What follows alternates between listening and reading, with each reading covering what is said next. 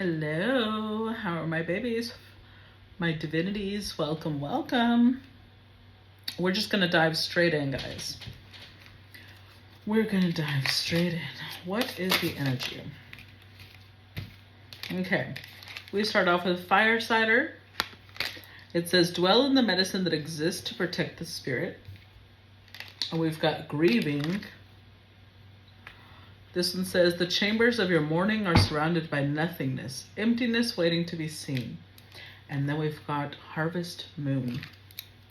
Slow your heart and move gently into the coming of self. All right, so let's read these energies. We're going to start with the harvest moon. Okay. So the keywords for the harvest moon are realigning with the soul, time for a slower pace, and self-care. Did I read what comes underneath? Underneath the harvest moon, it says, slow your heart, move gently into the coming of self. I don't remember if I said that or not. So the higher self chose this card because fall, or autumn, is a natural time for adopting a slower pace. The harvest moon is generally the full moon that occurs closest to the autumn equinox and is associated with balance, realignment, and reflection. So that would be the full moon that's coming on the 17th then. It's associated with balance, realignment, and reflection. At that time, the air gets a familiar crispiness, the days are noticeably shorter, and animals begin to find warmer places to shelter, and no one could blame you for seeking out comfort foods and warm drinks. Slowing down naturally leads to a desire for more self-support, making the harvest moon one of the best moon energies for focusing on spiritual nourishment and well-being. Your soul is guiding you through this card to shine a light on your self-care needs. Prioritizing rest and relaxation is a worthy cause, but making space for all forms of self-care is necessary for feeling supported and fulfilled. Today, you may need to give yourself some grace when a deadline has come and gone and you're still no closer to achieving what you wanted. Tomorrow, you might need that one friend who always makes you laugh, even when it seems as though the world is shifting beneath your feet. The day after, you may need to dance naked and sing in the bathroom, using your hairbrush as a microphone. Reflect upon the ways you have neglected yourself, doing so with self-compassion and self-love. There's no need to slap yourself on the wrist for forgetting to drink enough water, or those times you canceled on your friends at the last minute, as long as you make a commitment to doing your best moving forward. Every moment of awareness is an opportunity to make a new choice, and every new choice is a deposit in your well-being bank account. And they're giving a recipe for a little turn inward herb bundle. I'm going to show it to you guys. You guys screenshot if you think that this is useful for you. I don't know. You know how cameras sometimes flip the words? I don't know if y'all could even read that. If y'all can't and y'all actually want this, I'll take a picture of it. And if you let me know you want it, I'll find a way to send it to you, okay? Okay. Oh, next, number 16, Firesider. So the keywords for this one are preparation, building immunity, strengthening the spirit. Your higher self chose this card because Firesider wishes to tell you something that may be difficult to understand, which is that manifestation is not magic. What manifestation does is make spaces for your preparation to be useful. The universe expands your possibilities, moves things around so you're in the right place at the right time, and offers a helpline when you're facing obstacles. Even so, you wouldn't go to a job interview without being prepared to explain why you are the right person for the job, or go to the store without money to. This card reminds you not to go to your spirit asking for miracles to be made on your behalf if you aren't ready to make a phone call, save a little extra, or at least make a plan. In truth, manifestation can feel like magic, but so few of us are armed with the tools needed to manifest anything meaningful. There are too many fears most of us don't know how to face. Too many thought distortions many of us aren't even aware of, let alone be able to bust, and too much that is overwhelming about big life goals that can seem impossible to achieve. This is why the universe will send you challenges that are meant to build your spiritual immunity. They make you stronger, wiser, and more prepared to manifest in a way that truly does feel like magic. With time and your willingness to prepare for greatness, you will experience a life that is deliberate rather than happening by the whims of a cosmic energy. That's not to say the universe isn't real or that you won't have divine help along the way, but it's a lot easier for the universe to back you up when it knows you are prepared to take the leap when it calls. Okay. And then there's a fireside or recipe. Screenshot if you feel like you need it. Got it? Okay. All right. And then grieving, number 19. Keywords are grief, mourning, deep sorrow, and heartbreak. Your higher self chose this card because grief isn't just about the death of a loved one. Mourning is defined as feeling regret or sadness about the loss or disappearance of something. You can grieve the end of a career, a move from one place to another, letting go of a dream, or seeing your children leave the nest. While grief isn't pleasant, it's important to acknowledge the loss of something or someone that was important to you. Doing so doesn't reduce the love you had for what you've lost, but it does give you a way to let go and move on. To ignore your sadness is to deny a meaningful part of your life story. Pulling grieving is an opportunity to embrace the heavy emotions you have been carrying. Express the fullness of your heartache as a tribute to what once was, and then once you have cried, screamed, gotten angry or sad, your spirit will be free. It's only when you deny your grief that it becomes baggage. Will you feel sad from time to time? Of course. Memories have a way of creeping in, even with a healthy grief process, but it won't be a constant thorn in your soul. This card also reminds you that it's okay to feel sorrow for something or someone who is gone, even if that person or thing brought you great harm. The bad memories don't erase the good ones. There's nothing wrong with cherishing any happiness you once experienced together. It doesn't matter if other people don't understand your grief because it isn't theirs to understand in the first place. And it's also a reminder that I've already uploaded the steps on how to create the cord cutting ritual. And we have a full moon coming up. So if you do need a cord cut, if you need to cut any cords, is what I was going to say, it'd be a good time. So let's get into this, because I do feel a lot of changes though. Oh, 9 of Swords. With the 9 of Swords being the first card to show up, I think that there is somebody struggling with some loss. 2 of Swords, but they're in a little bit of denial about it. Maybe being like, no, I don't really care for that person. Queen of Cups, Queen of Pentacles. So this could be somebody that is Cancer, Scorpio, Pisces, or Capricorn, Taurus, Virgo. It could also represent the fact that the person you are cutting off has these energies.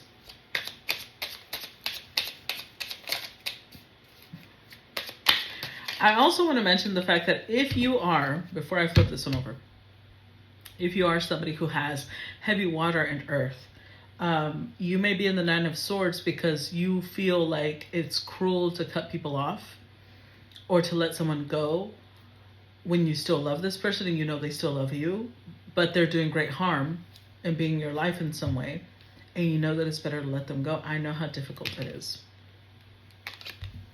Wow, literally 3 queens in a row.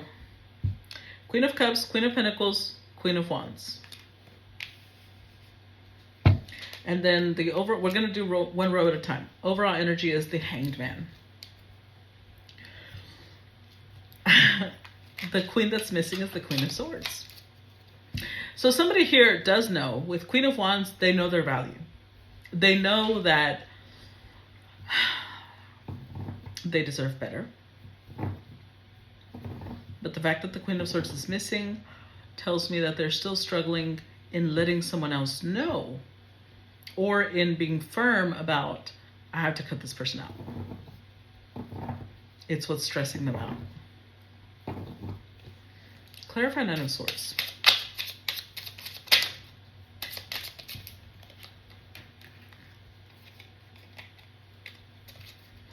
Clarify 9 of Swords. Yep. So the overall energy is the Devil. This is definitely a connection that is not healthy, which is why all 3 queens came out, right? There's an understanding, the collective knows whoever it is that they're cutting off isn't good for them. They know that. They know that. With the Five of Pentacles, though, or Five of Pumpkins, that doesn't mean they're not going to miss this person. And I think that there's a little bit of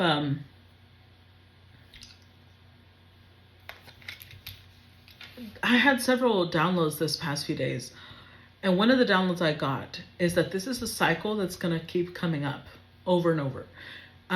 Like you may have thought, okay, I cut this person off, I'm good. And then another one will show up that you need to cut off. And you're like, oh my God, I just did that. It's going to keep coming up until this is so natural to you that you don't even hesitate to cut someone off. As in, it's not about closing your heart and shutting everyone out and just, I don't want, it's about having that balance of staying open and loving people open-heartedly, but also knowing that if someone isn't good for you, it is for your benefit and theirs to just let them go.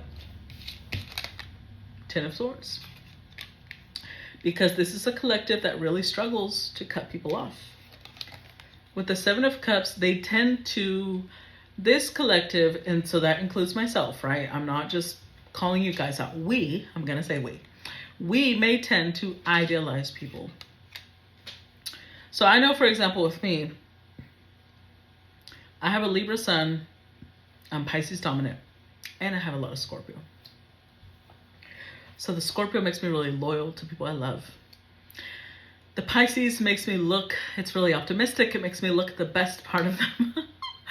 And the Libra gets me to beautify even the things that are negative about them. So it makes it really difficult for me.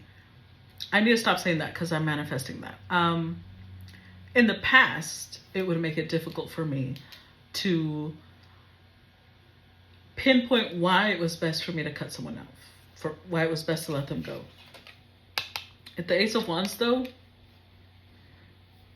I feel like you're going to get a burst of energy to just do it. Just get it over with. Because with the Devil being the... Look at this.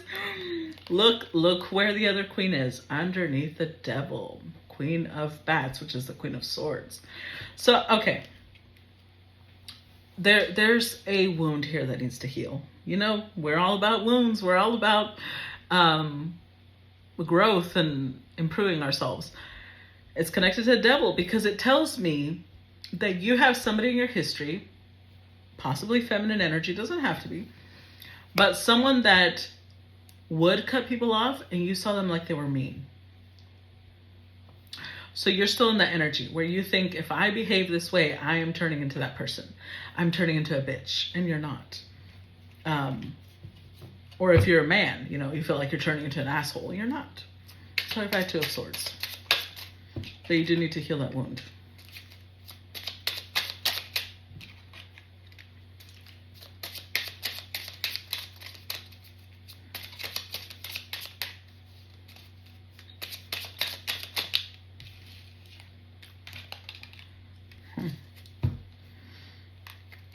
Okay, so we've got the Hierophant as the overall energy.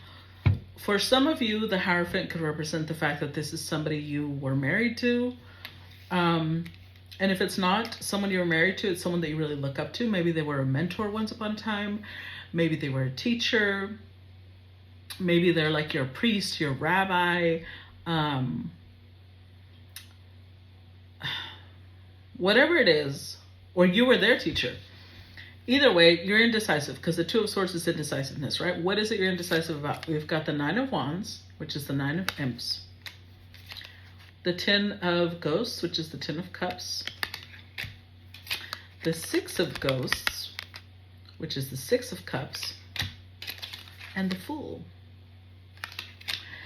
You're indecisive about whether you should give them another chance. There's a piece of you that's like, maybe I should give them one last opportunity. See if they want to change, see if they want to improve themselves, see if maybe now they have become a better version of themselves. Why? With the Six of Cups, you're thinking about the memories. You keep focusing on the time you have spent with this person, on, you know, what if you just give it another shot? Or with the Fool card, you set yourself free. You're indecisive. Clarify Queen of Cups.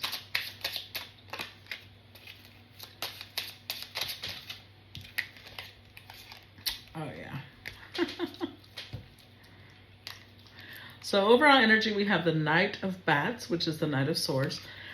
There's a piece of you, and it's your Queen of Cups energy, which is the very loving energy. Your Queen of Cups energy is like, oh, maybe that would be too impulsive to just cut them off like that. I haven't really given them a chance to show me whether they want to change or not. Look, again, we have the King of Ghosts, which is the King of Cups, showing up to clarify the Queen of Cups. Followed by the Two of Swords, again, indecisiveness, and the Queen of Swords. So you're trying to figure out whether maybe I'm wrong. Maybe you're like, well, you know what? Solora doesn't live my life, which I don't. You're right. And she doesn't know that this person has improved. And maybe I just need to give them a shot before I go that route. You absolutely can. I totally believe in the law of fuck around and find out. No, I'm just kidding. Kind of. Because ultimately, I'm just here to give you guys advice. You're the one that decides whether you want to follow it or not. I'm not going to force you. I'm not going to tell you you have to do this because, again, I'm just a vessel to give a message. So the reading is showing me what's on y'all's mind, and that's okay. You know, we are still learning lessons. Like I said, this is going to be a recurring theme for all of us because I struggle with this too. So just because I've cut some people off, it means that there will be new people coming in that initially will feel really great. And then later on, I'll be like, oh no, I have to cut them off. You know, like I've noticed on TikTok, for example, I've gotten into TikTok lately. And I've realized that there are some creators that I love. They have great content. And then the more I keep looking, I'm like, oh, no, you are a Trump supporter. And I just can't. I can't. Or there's like something, they're super religious. And I'm just like, look, we can't. It's not going to work. And I'll stop following them. I'll block them if I have to. But it's going to be a recurring theme. It doesn't matter what you do. And it's better to not avoid it because again, it's something, it's not about the universe testing us. It's not about the universe making us feel bad. It's about the universe saying, this is a skill you need to acquire. And remember, they want you to build immunity because the higher you play, the higher the stakes are, the more immunity you're going to have. And if you're resistant to that, that means you're limiting yourself because they're trying to teach you skills that you're going to need in the next levels. And you're sitting here like, no, I don't want that skill. No, I don't. Okay. You don't have to learn that skill, but you also will stay exactly where you're at. Clarify Queen of Pentacles.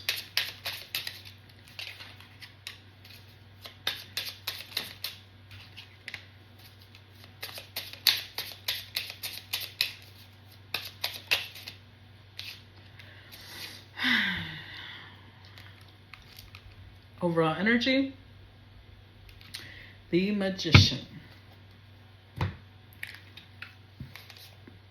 Clarifying the Queen of Pentacles, we've got the Three of Imps, which is the Three of Wands. The Emperor. And the Nine of Bats, which is the Nine of Swords. So the Queen of Pentacles in you is saying, I see this person's potential. I know where they're going. I can see it. They're turning into an emperor. I just need to wait just a tad bit longer. And you can. Like I said, honestly, only you know if that's the right thing for you. But the fact that we start off with the Nine of Swords and we get the Nine of Swords again, you already know. Your intuition's already telling you. Again, I'm just here to confirm what you already know. That's it. Clarify Queen of Wands.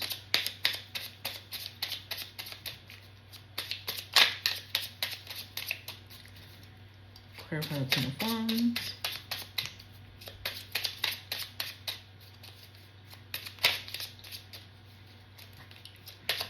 And it did now.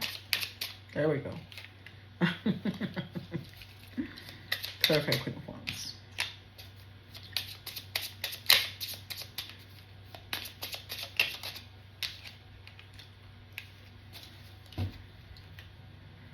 So overall energy, we've got the Knight of Pumpkins, which is the Knight of Pentacles.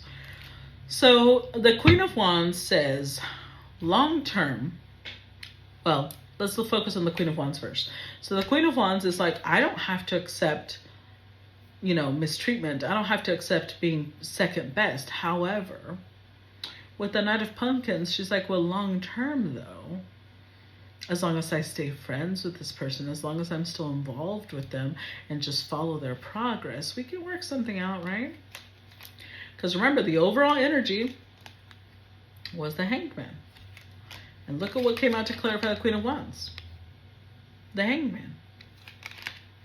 Followed by the Eight of Wands, or the Eight of Imps, and Temperance. So someone here is like, you know what? We don't need to take drastic measures. And you are right. You don't. You do not need to take drastic measures. Nobody is asking you to do something you don't want to do. Because again, this is just confirmation. You are going to do what you want to do. And you know what's really interesting is that I'm just here to confirm some things. And I notice that when some people really don't like it, I can tell. I can tell by the way they respond. I can tell by the comments they make. Later on, they're usually the ones that unsubscribe because they're not ready. They're just not. And I can't force them to be. And that's okay. Wheel of Fortune. But I do think I'm connecting to a collective who does want to grow, who does want to change, and they don't want to stay stuck. Ten of Swords. And that's just,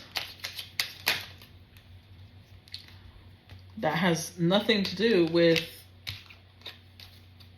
anybody but them. Okay, so we've got the Sun, the Three of Pentacles, and the Page of Wands. Overall energy, the Seven of Wands.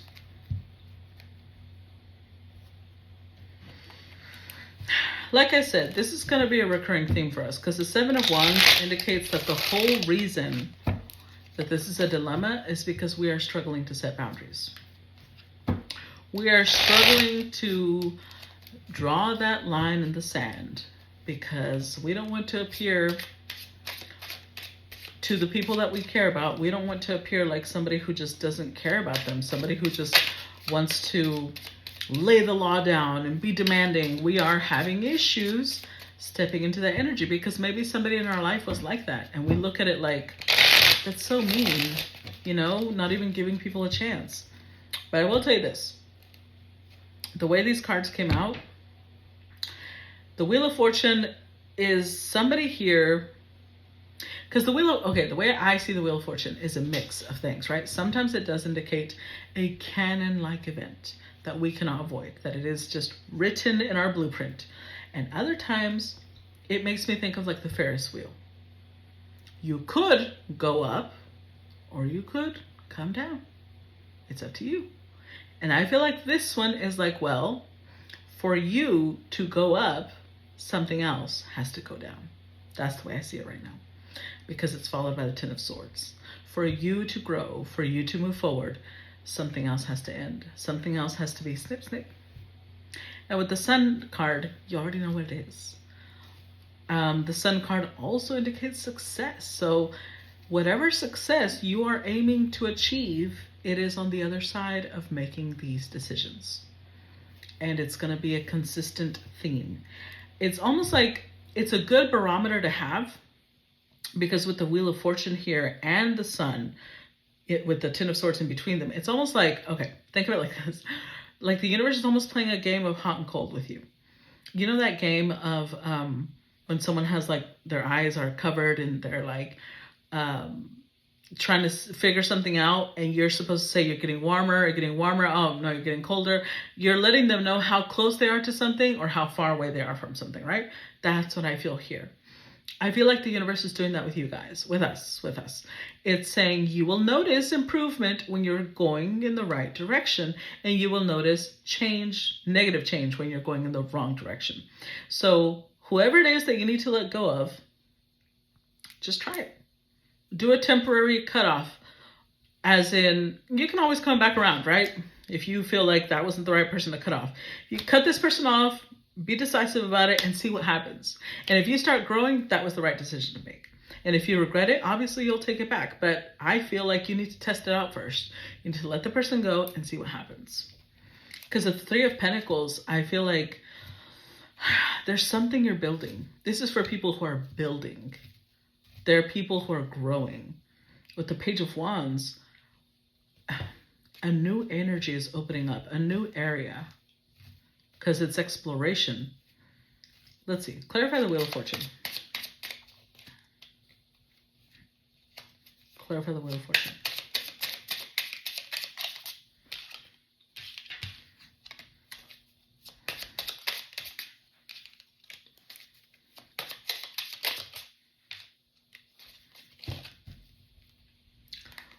Overall energy is Temperance. Again, Temperance is either hot or cold, right? It's two different elements. So to clarify the Wheel of Fortune, we've got the Four of Wands, the Eight of Bats, which is the Eight of Swords, and the Eight of Pumpkins. You know, I feel like for some of you, whatever it is that you're building is financial in nature. We keep getting Pentacles. Not only did we get the Queen of Pentacles, we've got the Three of Pentacles, the Wheel of Fortune, the Sun, the Eight of Pentacles now. Something about this is financial. And I feel like what you're really worried about is, am I the type of person, it's like you're asking yourself, am I the type of person that wants to sacrifice personal connections for financial growth? And I understand the hesitation. The only thing I will add to that is the fact that the financial growth is a reflection of your energetic growth. When we are strong energetically, our finances reflect that. When we are weak energetically, our finances reflect that.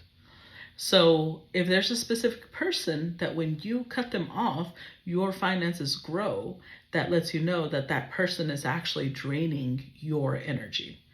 They are either blocking your energy or they're draining it, or both. And maybe you're always tired around this person. Maybe you always have debt when you're around this person. Whatever it is, you are undermining how important it is to pay attention to the connection your energy has to its financial equivalent. Because remember, as above, so below. Whatever's going on in the energetic realm is represented in the 3D realm. So with the Four of Wands, you actually already know that you would grow. But you're sitting here like, but isn't that wrong though? Isn't it wrong to grow off of someone else's pain? You're not growing off of someone else's pain. You're growing off of your own. Because you're going to miss this person as much as they're going to miss you. And it's not like you're sacrificing them on an altar. You are sacrificing the connection, but because of who they are as a person. It's not like this is a great friendship or a great person that you're being asked to let go of. Because I'm not saying that they're evil, but they're clearly not doing you any good, right? So don't rationalize it, because that's really what you're trying to do. You're like, but what if I'm a bad person because I cut someone off that really cares about me? If they cared about you, they wouldn't have you in this Nine of Swords, would they? And I'm not going to say they don't care about you at all, but do they care about you enough to where they are your peace and not your stress or tension?